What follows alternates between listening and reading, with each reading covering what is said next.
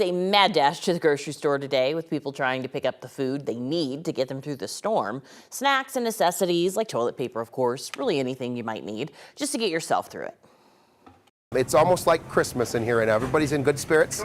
They just want to make sure they have enough food to make sure that if they're snowed in for a couple days, that they'll be fine. That's it. They're buying pretty much everything, but right now they're focusing on like the comfort foods, like stuff to make chilies, soups, stews, things of that nature.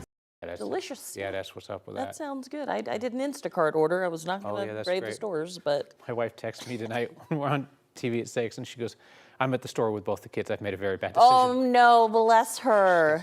She got the 2 kids in tow, and apparently it was just bad house. Brave woman. Bad house.